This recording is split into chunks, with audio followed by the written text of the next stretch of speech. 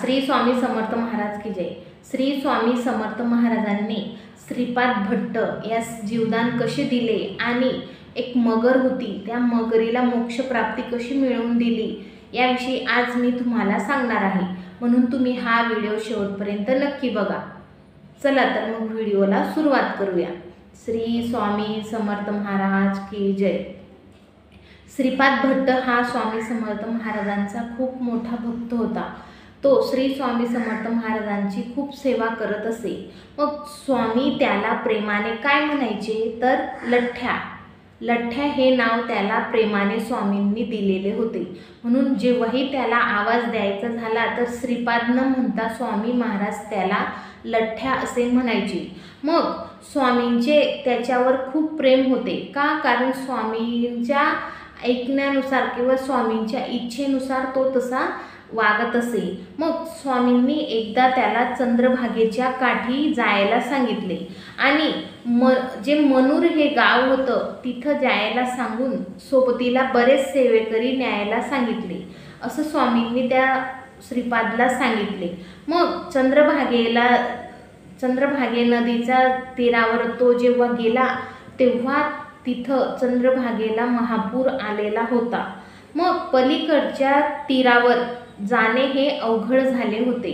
नदीला जेव्हा महापूर येतो तेव्हा ह्या तीरावरून त्या तीरावर जायला अवघड वाटते किंवा जाताच येत नाही का, कारण महापूर आलेला असतो म्हणून। मग पलीकडच्या तीरावर जाणे हे अवघड झाले होते, पण स्वामींचा तो जो आदेश होता तो स्वामींनी तो लठ्ठ्याला दिलेला होता। मग त्याला वाटले स्वामींचा हा आदेश आपण पाळायलाच हवा, स्वामींनी जे आपल्याला काम दिलेलं आहे ते आपण करायलाच हवे। मग तो कसलाही विचार न करता लठ्ठ्याने पाण्यात उडी मारली। बघा, नदीला समोर आपल्या समोर नदीला पूर आलेला असून सुद्धा त्या लठ्ठ्याने त्या नदीत उडी मारली आणि तो पोहत पोहत त्या तीरावर जाण्याचा प्रयत्न करू लागला। तीरावर जाण्यासाठी तो महापूर जो आलेला होता त्यामध्ये पोहू लागला। प्रसंग हा धोकादायक होता का, कारण महापूर जो आलेला असतो त्याचा पाण्याचा वेग हा भरपूर असतो। मग चोडप्पा जो होता तो चोडप्पाने महाराजांना सारखी विनवणी केली की महाराज, श्रीपाद भट्टला वाचवा, तुम्ही तुमच्या आदेशाचं तो पालन करत आहे। कसलाही विचार न करता त्याने पाण्यात उडी घातली आणि तुमच्या आदेशाचं तो पालन करत आहे, म्हणून त्याला तुम्ही वाचवा। तेवढ्यात श्रीपाद भट्टाचा जो पाय होता तो एका मगरीने आपल्या जबड्यात धरला। बघा, स्वामींची किती मोठी ही लीला। तो वाहत होता पण एका मगरीने त्याचा पाय हा जबड्यात धरला। स्वामींनी इकडे काठावर जोराचा पाय आपटला। त्याने काय झाले की त्या मगरीने त्या भट्टाचा जो पाय पकडलेला होता तो तिने सोडला। मग श्रीपाद भट्ट नंतर एका नौकेमध्ये बसून त्या नदीच्या तीरावर गेला आणि स्वामी महाराजांना प्रेमाने त्याने नमस्कार केला आणि मग स्वामींनी काय केले, त्याच्या पाठीवरून प्रेमाने हात फिरवला की तू माझ्या आदेशाचं पालन केलं, तुझ्या जीवाची पर्वा न करता तू माझ्या आदेशाचं पालन केलं, म्हणून त्याला स्वामींनी गळा भेट दिली आणि प्रेमाने पाठीवरून हात फिरवला। मग इकडे जी ती मगर होती ती मगर सुद्धा त्या नौकेच्या मागे मागे येऊ लागली आणि ती मगर मध्यावर पाण्यात आली। शेपटी पाण्याच्या वर करून तिने स्वामींना अभिवादन केले, नमस्कार केला। स्वामींनी सुद्धा तिला आशीर्वाद दिला।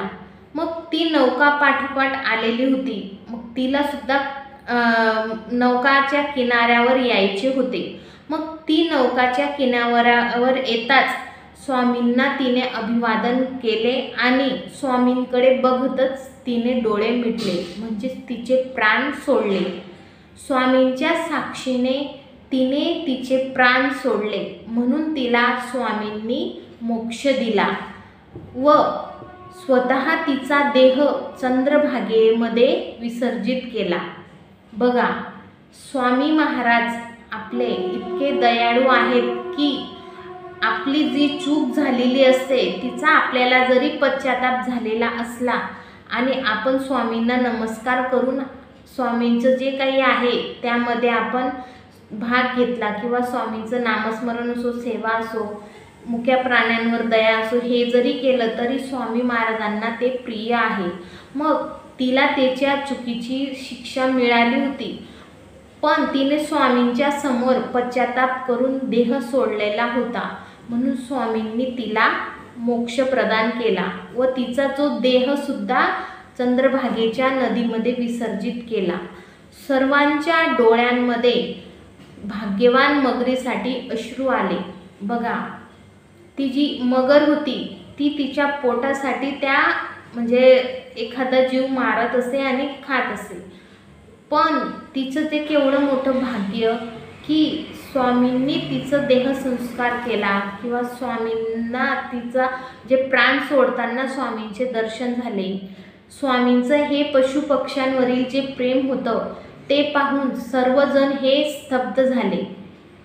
प्रकारे आज मी तुम्हाला श्रीपाद भट्ट या सेवेकऱ्याची स्वामींबद्दलची जी निष्ठा होती आणि स्वामींनी जेही काही काम सांगितलं असेल, आदेश दिला असेल, त्याचं पालन त्याने कसं केलं आणि ते करत असताना जीवाची पर्वा न करता केलं व एका मगरीने तिच्या भाग्याच्या जोरावर स्वामींसमोर तिने प्राण सोडले व मोक्षाला गेली, याविषयी आज मी तुम्हाला सांगितले. मग असेच नवनवीन व्हिडिओ बघण्यासाठी तुम्ही माझ्या चॅनलला सबस्क्राईब करा आणि माझ्या चॅनलला सबस्क्राईब करून लाईक करा, कमेंट करा, तसेच शेअरसुद्धा करा.